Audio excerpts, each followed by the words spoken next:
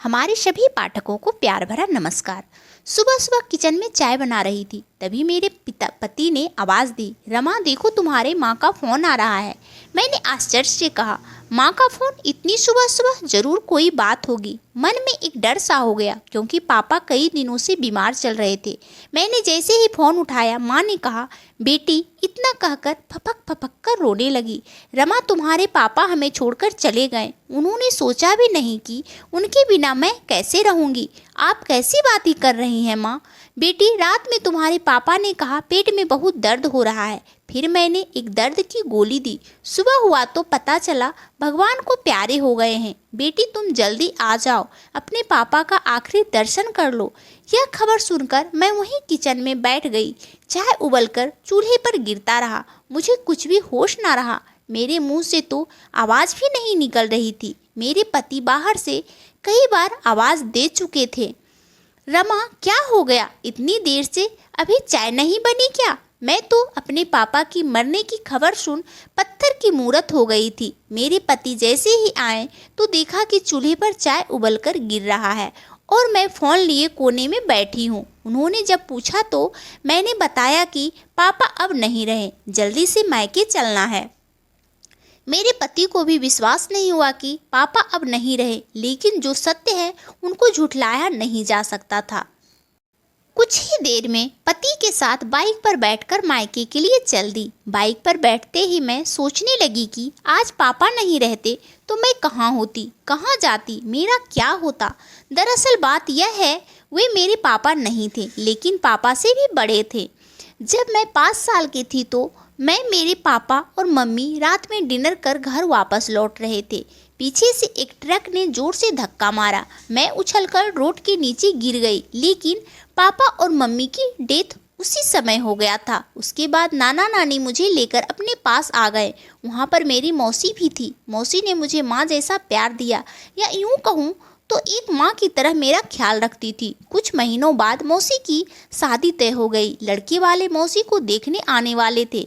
जब सब लोग आ गए तो मौसी सबके लिए चाय लेकर आई। जब लोगों ने मौसी को पसंद कर लिया, मेरे नाना जी और मौसी के होने वाले ससुर बात कर रहे थे कि शादी कब की जाए, उसी साल या फिर अगले साल। तभी मेरी मौसी ने कहा, सब लोगों ने मुझे पसंद तो कर लिया, लेकिन किसी ने यह जानने की कोशिश नहीं की कि मेरा इच्छा क्या है। मैं शादी एक शर्त पर करूंगी। सब आश्चर्यचकित हो गए कि मौसी क्या कहने वाली है। मेरी मौसी की होने वाली सास बोली, हाँ बेटी बताओ क्या शर्त है तुम्हारी? मैं शादी एक ही शर्त पर करूंगी, जब मेरी बेटी को भी आप लोग अपनाएंगे और रितेश जी मेरी बेटी को अपना नाम देंगे। यह सुनकर तो 1 मिनट के लिए सब शांत हो गए। सब लोगों को लगा कि यह तो पहले से शादीशुदा है। सबको लगा कि मेरे नाना जी ने उनके साथ धोखा किया है। एक शादीशुदा लड़की से हमारे लड़की की शादी कराने के लिए हमें बुलाया है। तुरंत मेरी मौसी की होने वाली सास बोली, बिंदेश्वर जी आपने हमारे साथ धोखा किया है। जब आपकी लड़की पहले से शादीशुदा थी तो हमें बताना चाहिए था ना। हम अपने कुंवारे लड़के की शादी भला शादीशुदा लड़की से क्यों करेंगे? मेरे नाना जी को जवाब देते नहीं बन रहा था। तब नानी ने कहा, 1 मिनट आप लोग चुप हो जाइए। जो आप लोग समझ रहे हैं वैसा कुछ नहीं है। मेरी मौसी की होने वाली सास ने कहा, तो फिर क्या है? जब शादी नहीं हुई है तो बेटी कहाँ से आ गई? मेरी नानी ने सबको बताया कि दरअसल बात यह है कि आज से 5 साल पहले मेरी बड़ी बेटी और दामाद का एक्सीडेंट में मृत्यु हो गई।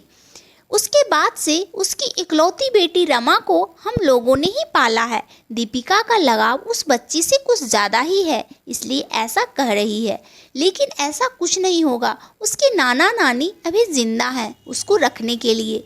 मेरी मौसी बोली, माँ रमा दीदी की बेटी थी, लेकिन अब वह मेरी बेटी है और इसे मैं कभी नहीं छोड़ूंगी। मैं जिससे भी शादी करूंगी उसको रमा को अपना नाम देना होगा, नहीं तो मैं शादी नहीं करूंगी।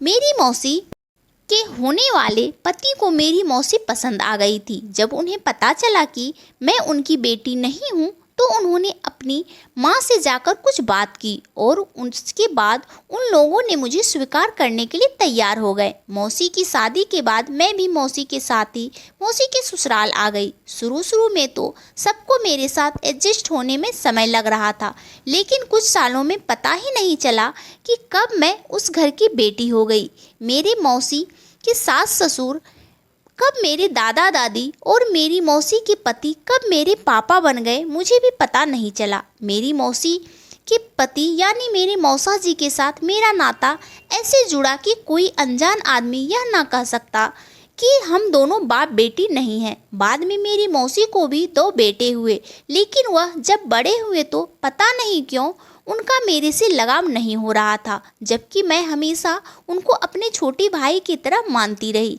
लेकिन उन्होंने कभी भी मुझे अपनी बड़ी बहन की तरह एक्सेप्ट नहीं किया। उन्हें लगता था कि मैं ज़बरदस्ती इस घर में रहती हूँ।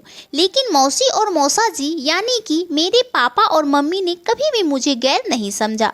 जब मैंने ग्रेजुएशन कर लिया तो उन्होंने मुझे बीएड कराया। उसके बाद मेरी नौकरी लग गई और उन्होंने धूमधाम से मेरी शादी की।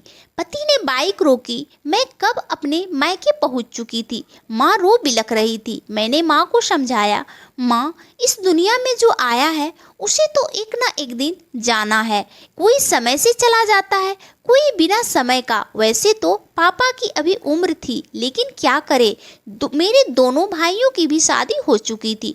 वह भी अपने परिवार के साथ आ चुके थे, लेकिन वह लोग अभी भी मुझसे ढंग से बात नहीं करते थे। जब उन्हीं लोगों को मुझसे मतलब नहीं था तो मैं ज़बरदस्ती का रिश्ता कब तक जोड़ती। पिता का 13वीं समाप्त हुआ और दोनों भाई अपने परिवार के साथ अपने अपने शहर लौट गए, जहां पर वह नौकरी करते थे। लेकिन किसी ने भी माँ से नहीं कहा कि माँ कैसे रहेगी, किसके साथ रहेगी। शायद भगवान मेरी परीक्षा ले रहे थे। एक समय हुआ था जब मेरा कोई नहीं था, तो मौसी ने मुझे नया जीवन दिया था और आज उसका कर्ज लौटाने का समय आ गया था। मैंने अपने पति से माँ के बारे में बात की। अगर आपकी इजाज़त हो तो मैं माँ को अपने साथ रखना चाहती हूँ। मेरे पति बहुत अच्छे थे, उन्होंने एक बार में हाँ कर दिया।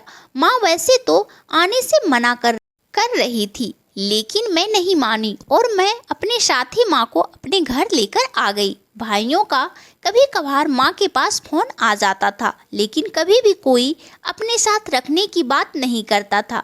माँ के आने के बाद मेरे लिए भी सपोर्ट हो गया था, क्योंकि मैं स्कूल और मेरे पति ऑफिस चले जाते थे तो घर में बच्चे अकेले रह जाते थे। लेकिन अब कम से कम उनकी देखभाल के लिए माँ तो है। अब मुझे माँ के चेहरे पर असीम खुशी की भाव दिखाई देती है। दोस्तों, अगर कहानी अच्छी लगे तो इस कहानी को लाइक करें, कमेंट करें और अगर ज़्यादा अच्छी लगे तो शेयर करें। तब तक के लिए खुश रहिए, मस्त रहिए। मिलते हैं फिर एक और मज़ेदार कहानी के साथ। धन्यवाद दोस्तों।